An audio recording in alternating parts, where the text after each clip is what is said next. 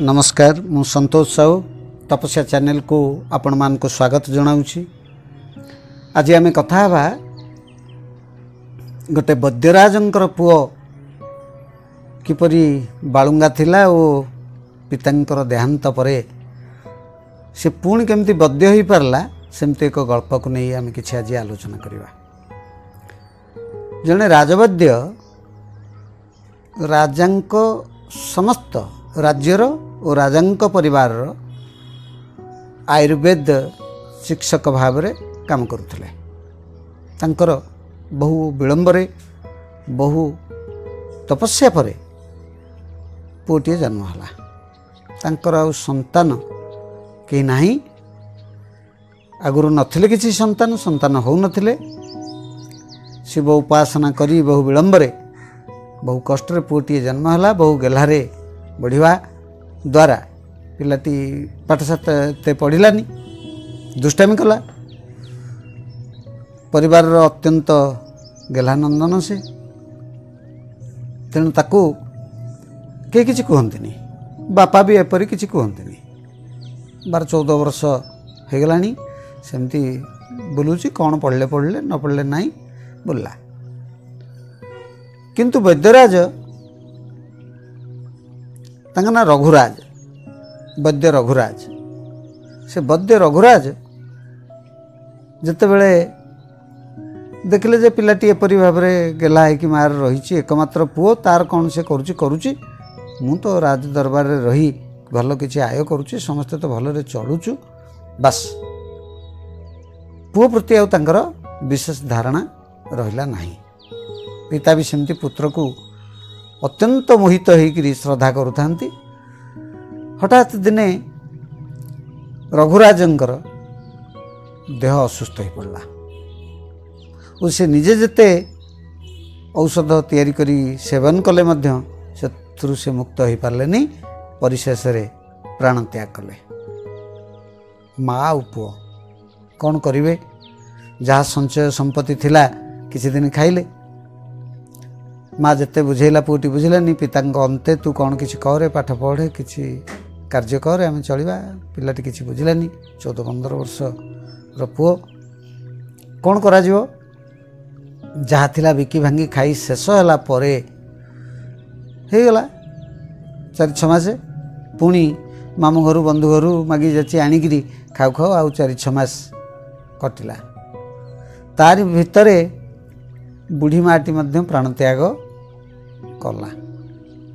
आ पुओटी एकमात्र से कौन करिवो? जहाँ संपत्ति बाड़ी थिला सरलाणी। बंधुबांधव घर आनी खाई मागी सी भी शेष। उपाय नहीं, कौन करिवा? से बाध्य होई तांको घरर जो आयुर्वेदिक मेडिसिन तैयारी करुले तांकर पिता जो घरे रघुराज बसिकी से घरे गोटे मांटू थिला मंच।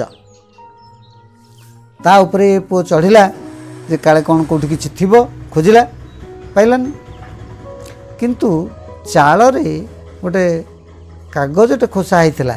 से कागजटा को आनिक पढ़ला, देखला गोटे गुलीर ना लिखाई औषध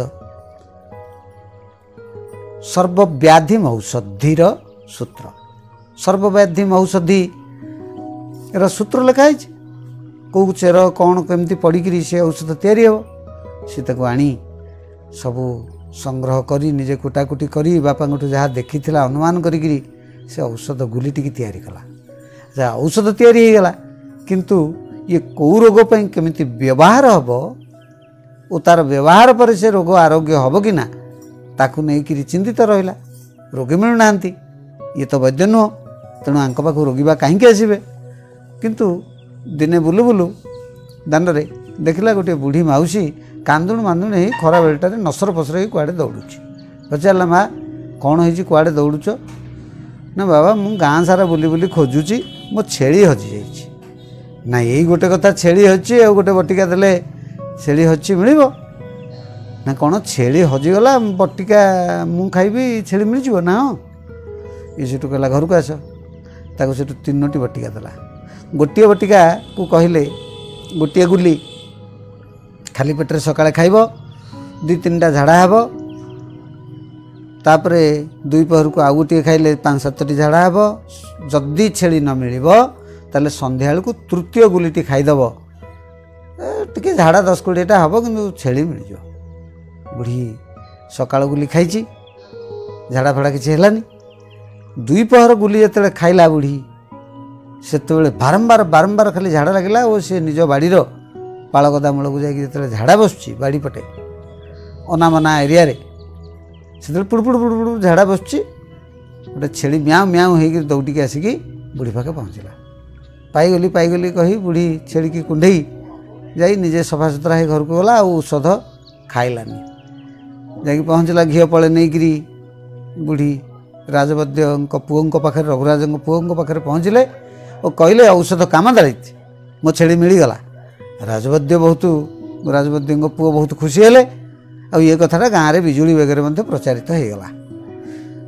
बुढ़ी छेड़ी हजिची छेड़ी घी श्वास रोगी की बहुत काम दिए तेणु राज्यर राणी श्वास रोग से सब 8 दिन थे घी पड़े लखा दिंती छेड़ी घी राणी खाती किंतु छेड़ी हजिबार घी राणी सरी राणी श्वास रोग व्यस्त होती राणी बुढ़ी की डकई पठे घी जिते नेले वो पचारे कहीं आज घी दौन थो से कारणटी कहला जे छेड़ी हजिगला तेणु ना मिलला केमिति सेठू मिलार कहानी कहला परे राणी कहले ताहले से तो मो श्वास रोग को भी भल कर दे परिबो ना पचारिबा सेठू राजा तरफ ये बुढ़ी छेड़ी जगुआणी बुढ़ी जाकि से राजवद्य रघुराज पुओ को कहले राणी एमती श्वास रोग होती केमती भल हम ना भल हम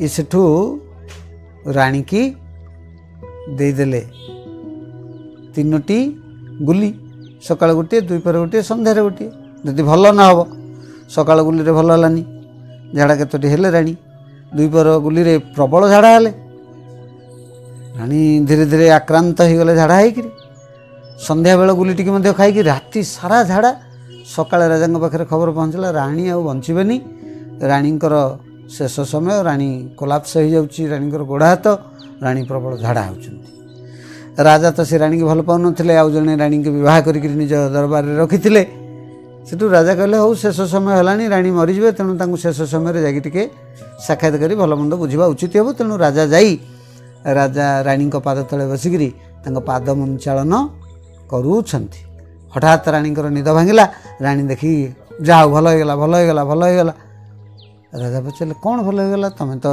झाड़ा हो पड़ी ना झाड़ा हो आउ सब भल होगा ना कौन ना मोर एमती श्वास रोग थिला और तुम्हें मत भल पाउन केमिति मत भल पाइब ए कथा आलोचना हबारु से राजवद्य जो आमर रघुराजंकर पुओ गोटे गुली देइथिला से गुली रे मो श्वास रोग भी भल होला आ मो स्वामी मत भल पाउन सी मत प्राप्त हेले मत मिलगला।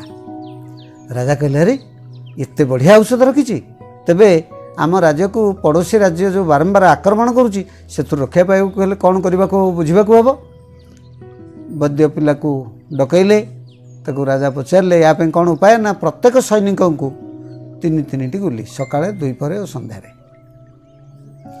8,000 सैनिक राजांगर 8 तिरिक 24,000 गुली तैयारी करके देला प्रत्येक सैनिक जो गुली गोटे गोटे खाइले झाड़ा दौड़िले नदी कूल को 2 पहर जड़े जड़े 20-20 थर दौड़िले झाड़ा।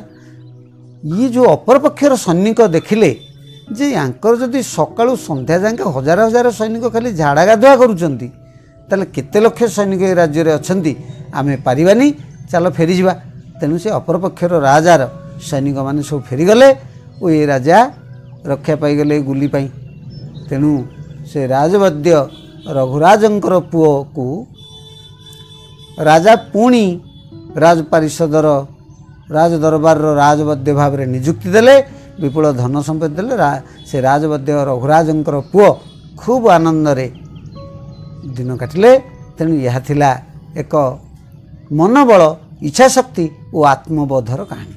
नमस्कार।